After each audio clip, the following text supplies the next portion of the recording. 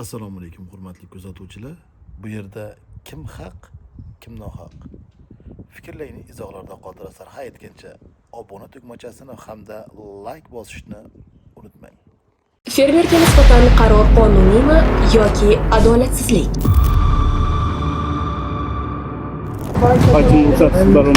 Kecha men hokim bilan telefonda gaplashganman. Gaplashgan boshqa narsa. Lekin vaqti boshlangan payti fermer o'zi dalada bo'lish kerak payti nimaga sudda yuribdi? Ben hakimim bo'ladim ya başka bo'ladim. Qonundan tashqari ish qildim. Qonunni buzishga yo'l qo'ydim. 8 kvadratli yerler içinde 102 kvadratta kuruluş kurulmuş. Şu naqalanış. Hech qanday menda muddati o'tgan kreditlar qarzdorligim yo'q. Noto'g'ri talqin bo'lishi mumkin. Qonuniy sud hal qilsa hammasini. Shunday fondan yetishtirib, davlatning sotib olishida o'zing shaxsiy imzosini imzolaydi. Bu hafta kanunu becermeyenlik holatinde mi yapacak? 2023 yılı 77 faiz, 2024'de 63 faiz. Biliyorsun yasalar, doğru mu? Mutaxassisni bergan tavsiyanomasida 2 yil emas dedi, o'zi ham tan oldi. Maksat chorvachilikda rivojlantirish. Biz aytdik, bular har bir so'zlar aytdik. Maqsadsiz dedi. Maqsadsiz emas, biz yana kvartira sotib beraylik yo'q. Mol boqaman deb o'tiribman. Davlat rahbarining qilgan qarori asosida kelib chiqadigan bo'lsa, sizlarning da'vo talabinglar o'sha bandi noto'g'ri.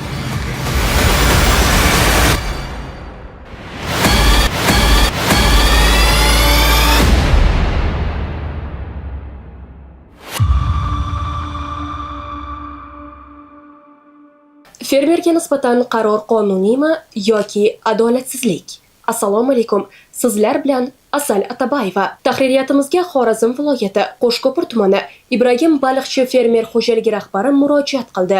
Murojaatchining ta'kidlashicha, yangi mavsum oldidan Qo'shko'pir tumani hokimligi u bilan tuzilgan yer ijara shartnomasini bekor qilish to'g'risida Urganch tumanlararo sudiga da'vo arizasini kiritgan. Da'voda fermer paxta rejasini 64,8% bajarganini asos sifatida ko'rsatilgan. Ammo bu ko'rsatkich yer ijarasini bekor qilishga yetarlimi degan savol ochiqligicha qolmoqda. Men Qo'shko'pir tumanida joylashgan Ibragim Baliqchi fermer xo'jaligini ish yurituvchisi bo'laman. Biz oilamiz bilan bolam rahbarligida shu fermer xo'jaligida faoliyat ko'rsatamiz. Hozirgi kunga kelib Qo'shko'pir tuman hokimi Ahmedov Shuhrat tomonidan bizni fermer xo'jaligi bilan tuzilgan ijro shartnomasini bekor qilish to'g'risida Urganch tumanlararo iqtisodiy sudiga da'vo arizasi kiritilgan. Birinchidan u da'vo arizada yozgan 3 yil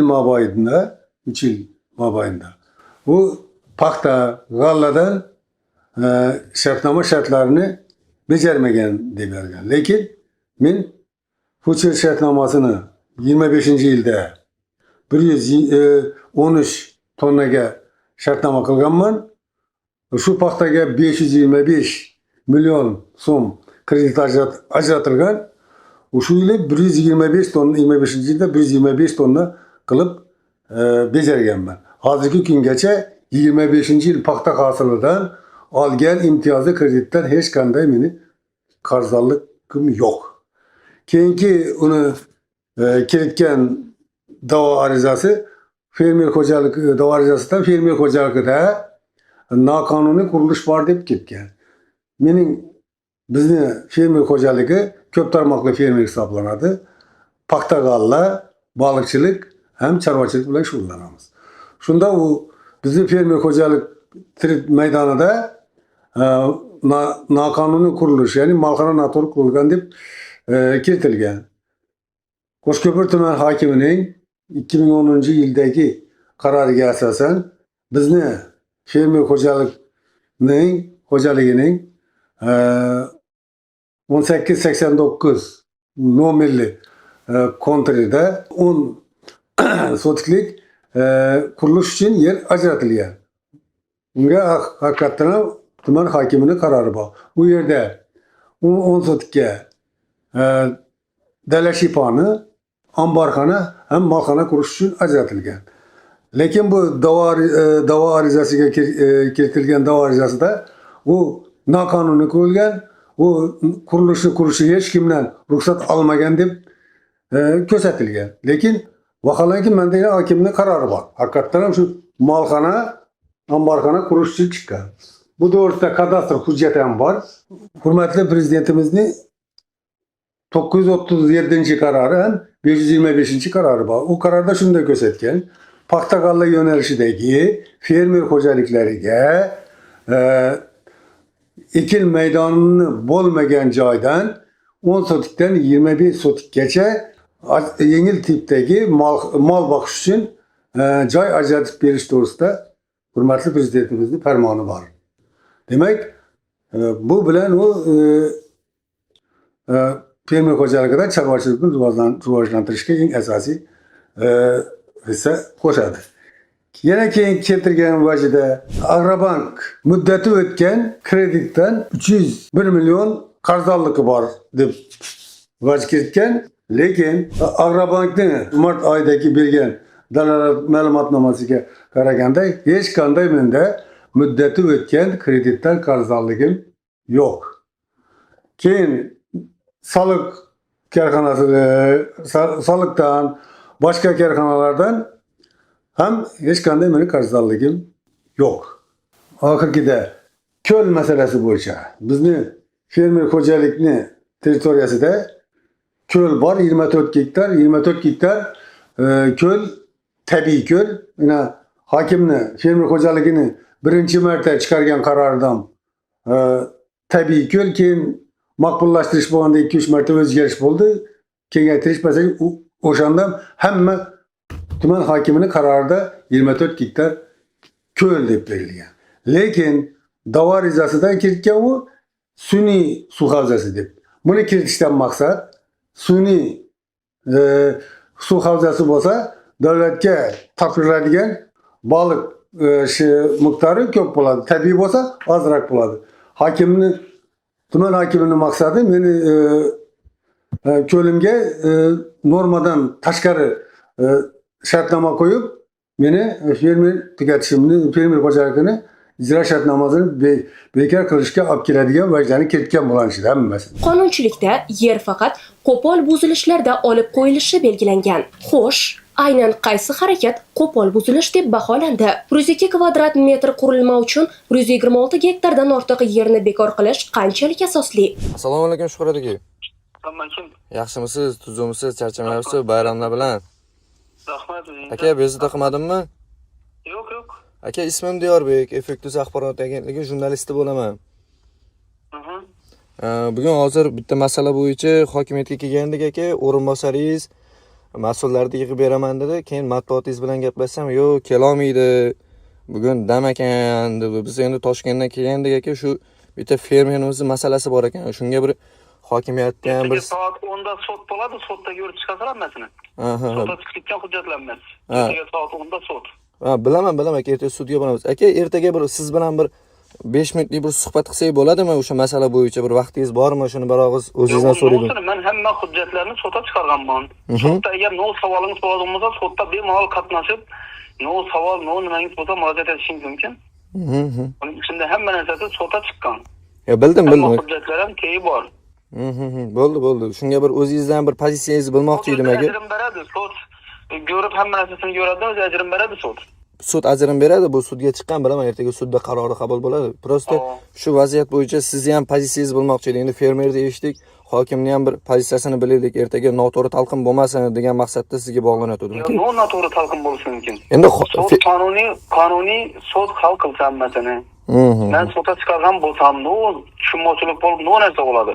Sizga sudning qarorini olib, sud o'zi ajrim bergandan keyin ertaga ko'rib chiqadi. İçinde kamchiligi bo'lsa aytadi, noto'g'ri bo'lsa atqaz etadi. Kimni foydasına chiqadi, uni sud qiladi. Noto'g'ri talqin bo'lishi mumkin. Endi bizlarni eshitmabsizlar, bizlarda ham vaziyatlarimiz bor edi. Ertaga biz fermer bilan video syomka bo'ldik. Endi siz bilan ham bir suhbatlashsak degan maqsadda siz bilan bog'lanayotgandim. Agar sud siz noto'g'ri boshqacha chiqarsangiz, sud boshqacha qiladigan bo'lsa, sizlarning nisbatan ham tegishli nima bo'ladi? Bo'ldi. Tushundim aka. Siz endi o'zlaringizcha hech narsa siz asossiz, nimasiz hech narsa chiqara olmaysizlar. O'sha asossiz hech nima material chiqara olmaymiz. Ikkinchi tomonni ham o'rganish kerak-ku. Siz asossiz, nimasiz qarab yeting, sud ko'rib turibdi. Nizoli vaziyatda sud hal qiladi. Ertaga sud 10da sud. Sotda ertang no qaror qiladi, ya yana kamchiligi bo'lsa, yana muddatini uzaytirib, yana kamchiligim doğulan dema, sotda qarorni nisbatan algandan keyin, pожалуйста, bemalol nima qilishingiz mumkin. Ha, bo'ldi, sud qaroridan keyin aka siz bilan bitta suhbat qilamiz bo'lmasam. Xo'p. Uni shunga qarab keyin nima qilamiz? Biza agar tegishli mutasaddi idora tashkilotlar hammasi xulosalarni bergan, noto'g'ri va agar ular noto'g'ri qilgan bo'lsa, ularga nisbatan chora bo'ladi. Sud qaroridan kelib chiqib. Mayli aka, uzr. Bir-biri tushunmovchilik bo'lib, to'g'ri, noto'g'ri narsa chiqarib, hech kim nima emas-ku. To'g'ri. Bu narsani ko'radi, qonuniy baho beradi. Обязательно aka, bu narsaga sud baho beradi. Ertaga hokimiyatda xato bo'lsa, hokimiyat ustidan, ertaga fermerda xato bo'lsa, fermerda ustidan ertaga sud hukm chiqaradi aka. Ben bu narsani to'g'ri tushuntiraman. Chiqqandan keyin, sud qaror qilgandan keyin ishimiz nima yo'q. Bo'ldi. Qilgandan keyin nima qilaveramiz? Xo'p aka, salomat bo'ling. 2026-yilning 24 mart kuni Urganch tumanlararo iqtisodiy sudida sudya Elmurod Ro'zimbetov raisligida ochiq sud majlisi bo'lib o'tdi. Sud majlisida Qo'shko'pir tumani hokimligi tomonidan da'vo talablari to'liq o'qib eshittirildi va javobgar shaxs tomonidan da'vo yuzasidan savollar keltirildi. Savolim mana siz shu hozir davolashga kirgan vaqtda shu keltirilgan tavsiyalarga asosan o'rganib ketdingizmi? Shunda bir e'tirozim bor. Tashkilotlar beradi-ku tavsiyalarni. Shuni to'liq o'rgandingizlar. Dan keyin beri kirdik. Endi shunda bir e'tirozim bor mening. Taqdimnoma ketgan kadastr. 0,102 kvadrat metr noqonuniy joyda turadi. Siz arizada yozgansiz, qishloq xo'jaligidan foydalanadigan tegasi qo'yibsiz, da'vogaringiz. Vaholanki bu taqdimnomada qishloq xo'jaligidan foydalanmaydi deb dalolatnoma lekin bu hujjatni saqlashga shekil yo'q, bu mana yozgan. Shu bilan kadastr qonuni javob bersa bo'ladimi? Yo'q, hozir bor. Hozir tushunarli. Mana kerak. Bunda yozib qo'yibdi. Bunda yer iki yerinde. Lekin nerede taqdimnomada iki yer emas deb yozib qo'yibdi. Yana Siz savollaringizni bering, savolim bo'ldi, fikrlarimni aytaverimmi, nima bo'yicha endi? savolingiz Bo'ldi. Savol bor. Shundan qolgan qurilmalar turgan qachon qurilganini aniqlasizlarmi? Safar shuni aniqlashga qachon qurilgan ma'lummi? Shuni savolga javob kadastr hozir bormi deb hujjatlarga javob bersa bo'ladimi? Masalasi bo'yicha İbrahim Halçıklı'nın hocalığı hakikaten 10 so'tlik yere 4 hektar meydanı tuman hakimlik kararnamesinde kuruluşa başlatıp kadastr hüccetlerini alıp prokatı ötken. Bundan tashqari bunu şimal tamamında arka tarafında 408 kvadrat yer meydanını eyalamak şunun içinde 102 kvadrat yer meydanına hiç kadar ruhsat verici hüccetler kurulmadı. Bu boyunca yine hüccetler hakikaten kışlak hocalıktan faydalanılan yerinde bu. Çünkü fermer hocalıkına hazretler değiller bu. Kışlak hocalıkının yerlerinin içindeki bir hoca hakikaten, anladın mı? Bunlar kışlak hocalıkının içindeki yerlerinde gittiğinde kazılar var. Hakikaten ekim yerinde emezdi. Suvarlanma meydanda emez. Kurulganlarını 2010 yılında alın kurulgan. Bundan noqonuniy topib turgan joyingiz 2010 yilda qurilgan. 2016 yılı. 2016. Tushunarli. Ruxsat qilsangiz da'vogar yana savol bor edi. Hozir paxtani rejasini aytdingiz-ku, buni da'vogarlar. Ana shu bu future shartnomami yoki forward qilingan shartnoma bilan o'xshab aytdingizlar. Paxtani. O'xshang. Bo'ldi. Hozircha Mende savolim var arkadaşlar. Maksat çarvaçılık rivojlantirish kerak. Biz aytdik, bular har bir so'zini aytib turibdi. Maqsadsiz berdi. Maqsadsiz emas, men yana kvartira sotib berganim yo'q. Mol boqaman deb olib turibman. Shu savolingizni bering. Men mol boqaman deb olib turibman. Maqsadsiz emas, shuni e'tibor berishingizni so'rayman. Bir meselesi için bu 937 sağlık kanunumuz fakat kuracaylar için öncelikle kuracaylarını yapılır. Keyifli 25. 997 sağlık kararımız boyunca hakikaten ruhsat kararında 20 çok gece. Lakin tegishli tashkilotlarda ruxsat olgandan keyin bu lekin undan burun qurilgan bu. Shuning uchun shunda aniqlanib taqdimnoma keltirgan tuman hokimligi. Bundan alohida endi ruxsat olib yavaşlashim mumkin. Savolim bormi? Ha, Bak, demek turibdi hozir. Yer kartani gördük. O bir aytdınız 4,8 kvadrat metr. 4,8'den 408 kvadrat. Lekin- oturuz 102 kvadratda kuruluş oldu. Lekin yaxshi shuni aytdim 102 siz 408'e ko'rdi deb turibsiz. 408 kvadratlı yerler içinde 102 kvadratda kuruluş kurgan. Ondan bitiniz. Şu nakalın şu. Şu nakalın. 408 nemi? O 408'den sonra 408'de yerler 102 kvadratında kuruluşları. O aldırgan sakalından gen planı. Arkada hidratların malkaralarınız içine girmedi hüccetiz, doğru mu? Doğru. Onunuzda yine hüccet basınaymış. Bir sotki girmedi. Bir sotki girmedi. çıkardı. Ölçeli var. Hemen içeriden bir sot. 408 deb turibsiz. Ya 408'de 102 kvadrat yani bir sot gitti. Bir sotki değil mi? Lekin 10 sotki hemen Lekin karar çıkaradi. siz hüccet algan vaqtingizda shu narsa shu ishni durganmaqi? Lekin buna 10 sotki karar çıkarmadı. İşini size tutmamlar, yanına hakkar mı aytmamlar? Durganmaqi? Sizde aytganınız, yazıp durganınız karar çıkaradi 10 sotki. Yaxshi karar Procheni yer, doğru mu? karar çıkan kısmını hemen içinde davam Bu procheni yer bu. Ben prochede var. Ben davarcası Yok. Şah hocalarının bölgelerini istek şah hocalarında faydalanış için hazırlatmalıyım. 132 hektar size. Şunu içinde fakat ben suvarladığım ekini yeremez dedim ben. Ben ne diyeceğim? Ama geçen bu şah hocalık yerinde değil aslında bu. 132 hektar şah hocalarını faydalanış için ben. Bu kanunda mesela ekin türge yer olsa başkası da yapışırdı. Prochi yer olsa başkası. Şunu anlatır. Bugün başka sağlam. Başka yer mi? Başka yer. Sudya Ro'zimbetov arizada keltirilgan da'volar va dalillar yuzasidan Qo'shko'pir tumani hokimligi mas'ullariga savollar berdi va javoblari tinglandi. Inspeksiya bu paxta planı becermeyenlik holatı nereden geldi? 2023 yılda 77%, 2024'de 63%. Göstergensizler, bu doğru mu? Nereden geldi? Onlar konuda yeniden atlanıp taraf Kaç şundan oldu? Bağımsız lazım. Doğru. Sen bakın.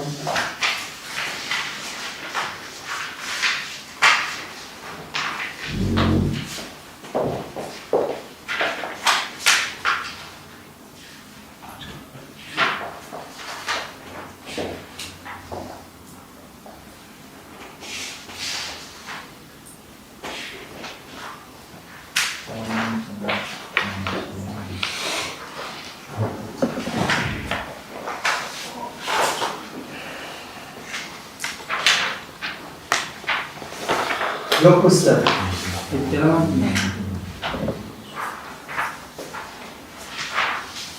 Şurada hocalık var mı? Siz şu tavada hükümetli Suriye ve tuman hakimin kışa olarak konuşulmuş olma. Bu İbrahim Balçı firma hocalığı Tahtakallar Yunası'nda faaliyet verdi. 120 tonla 2023 yılında Receveli yapacağımız buna. Furçeri spor şartlaması hem de ikisi. Şundan 77-92 yarım tonla becerirken 77 faiza. Biraz bir şeyle hem Recenem firmalardan gelişini yapalım. Firmaya teklif atıp vereniz bize, teklif vereniz. İşi şekillerine kesem, işi şekiller koyduk sana. Der, az biləsən məsəl elektronda onun komitetinə bağladı. Firma hocalıqında bu vaxtı imzaladı. İlk bizə şərt aslı 21 getdirəm. Şu şəkildə keçəndə. Yukarıda Tuma Hakimliği yüzü biraz şeylərin bu şu şekillərin ekməkdə hakikaten doğru ayıqdır. Şu şekillərin bizə firmadan gelişib koyup vergeniz ekilməyə. Bu reyce boyunca biz olmasa 120 tonlu hakikaten 2023 yılda koyulan 92 tonlu beceriyor. 2024 yıldan 140 tonla koyulan 65% beceriyor. Doğru değil. 2025'te tabii afat bol Tuman'da. 1000 hektar yakın tabii İbrahim Balıkçı'nın bundan bir yıl bağlamazı bende bu boyunca anlık fark yok. Kendinin kısmı değerlendi. Bu doğru ayıptırdı Tuman'da hakikaten boldu. Lakin 2023-2024'te çıkarttıktan şimdi tahta beceriyor. 77%. İyi. 2024'te 65% beceriyor. Sen şunu anlatır mısın? Faizler nereden geçti? Assalomu alaykum. Gap tuzimsiz, charchamaysiz? Tak. Matbuotlar bilan gaplashdim. Holat bo'yicha bir intervyu bersangiz yaxshi bo'lardi-ku, sud. Kecha men hokim bilan telefonda gaplashganman. Gaplashgan boshqa narsa. Ha, siz demak holat bo'yicha tushuntirish bermaysiz. tushunarli. Savollarimiz bor edi. Bu da'vo arizasi to'liq. Assalomu alaykum. Bu holat bo'yicha tushuntirish bera olasizmi? Sud nazarasidan menga hokimlik vakili, hokimiyatda vakillari bilan kecha matbuot bilan gaplashganda beradi o'sha sud majlisida nima holat qanaqa bo'lgan. Suddan mana yaxshi oydin bo'ldi shu. Yani aynan bu holatlar da'vo arizasida keltirilgan holatlar bo'yicha bir nechta savollarimiz bor edi agar javob bera olsangiz hokimlik vakili sifatida. Yani chunki biz ham material tayyorlayapmiz, ikkinchi tomondan ham o'rganishimiz kerak. Tushunmadim. Yo'ldan kelingcha nima?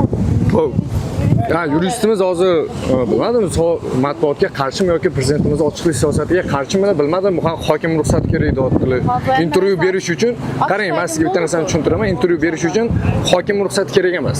Ya'ni bular yurist, qonunni biladilar, qanaqa bu hokim ruxsat kerak bu narsaga. Sizlar masalan materialni ikkinchi tomondan ham eshitishimiz kerak deydi. Masalan, o'zinglarni vajinglar bo'lsa, ertaga bu sud to'liq zapis bo'ldi. Sizlar o'zinglar pozitsiyalarni bildirishinglar kerak deb o'ylayman. Men fermer bilan intervyu qilganman. Buni tarmoqlarimizda yoritdik. Agar hokimlik vakillari beradigan bo'lsa, qarang, asosiy savol shundaki, men yuristga savolim bor edi. Yuristimizni bog'lab bering, iltimos sizdan. Yurist emas. Sata qara bering, yana bir sud qaradi. İçanda ko'plab ketdi, ko'rsatma aytib bering,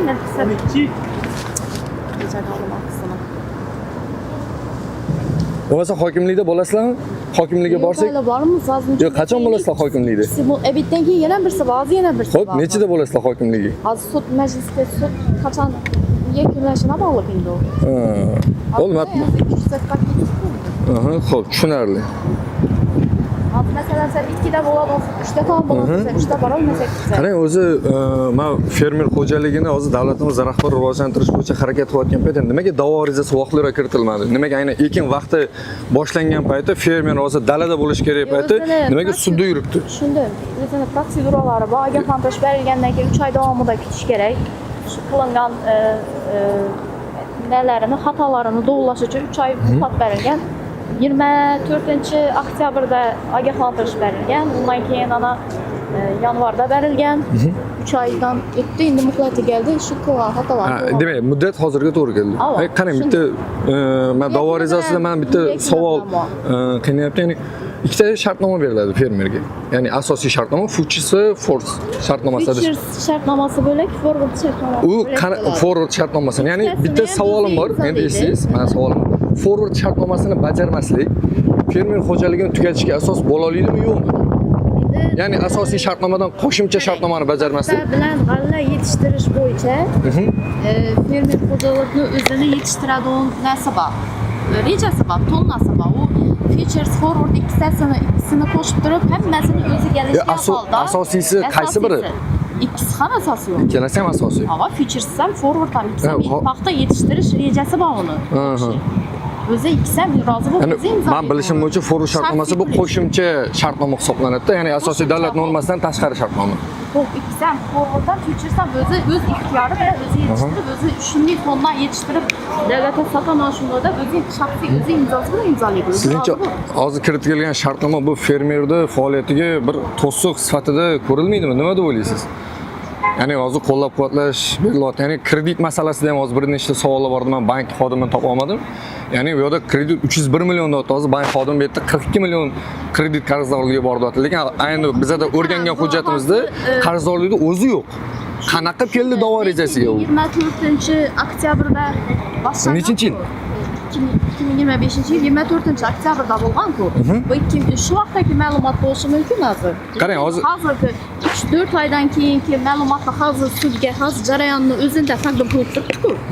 Qarang, hozir yana bitta narsa bo'ldi. Kuni kecha xabaringiz bo'lgan bo'lsa, davlatimiz rahbari, ya'ni farmon qabul qildi. Ya'ni fermerlarni kredit qarzdorligini 1 yilga uzaytirish bo'yicha. Aynan hozir kredit qarzdorligi ham bitta da'vo arizasiga kiritilyapti. Bu yerda davlat rahbari kredit qarzdorligini 1 yilga cho'zyapti. Bu ikkalasi qanaqa mutanosib bo'la oladi? Nima deb o'ylaysiz? Kredit qarzdorligi bo'yicha da'vo arizasiga kiritilmagan. Yo'q, da'vo arizasida kredit qarzdorligi mavjud deb kiritilgan. Ya'ni o'tib ketgan muddati, lekin hozir 2025-yil davomida 2025-yil davomida olgan kreditini qoplash bo'yicha o'zini shartnoma Hozir 2000 olsangiz o'zida taqdim qilinadi. 2027-yil 1-sentyabrga qadar, men adashmasam, 2027-yilga qadar, hozir 2025-yilda kredit qarzdorligi bo'ladigan bo'lsa, 2027-yilgacha yopishga hozir prezidentimiz davlat rahbari kecha kunda qaror qabul qildi. Demak, davlat rahbarining qilgan qarori asosida kelib chiqadigan bo'lsa, sizlarning da'vo talabinglar o'sha bandi noto'g'ri. Noto'g'ri. Agar endi bunga sud jarayonida baho beriladi. Rahmat sizga, salomat bo'ling. Hozirgina biz yana Urganch tumanlari iqtisodiy sudida Qo'shko'pir tuman hokimining Ibragim Boburchi fermer xo'jaligining ijro yer shartnomasini tugatish bo'yicha da'vo arizasini sudda ko'rib chiqdi. Sud tafsilotlari to'g'risida gapiradigan bo'lsam, u da'vo arizasida kiritilgan hech qanday men vajini to'liq isbotlandi deb qabul qilmayman. Birinchi masalan, birinchi ketgan da'vo arizasi noqonuniy ikki yerdan noqonuniy joy qurgan deganim haqiqatdan ham nada kadastr palatasining mutaxassislari olib kelgan tavsiyanomasida hozir ruxsatlikini topdi, ular haqiqatdan ham ekin yer maydonida emasligini tasdiqlashdi. Kredit masalasi bo'yicha tuman hokimining ketgan da'vo arizasida ko'rsatilgan summalar noto'g'ri bo'lib chiqdi. Sababi kreditlar 2 yil bo'ladi, muddat o'tgan. Masalan, bir yil biz bir ikki paxta shartnomasini bajarish uchun imtiyozli kredit olamiz. Uni ham hisobga kiritib olgan. Ya'ni g'alla bo'yicha olganmiz, hali g'alla topshirganimiz yo'q. G'allani endi oz vaqt qoldi.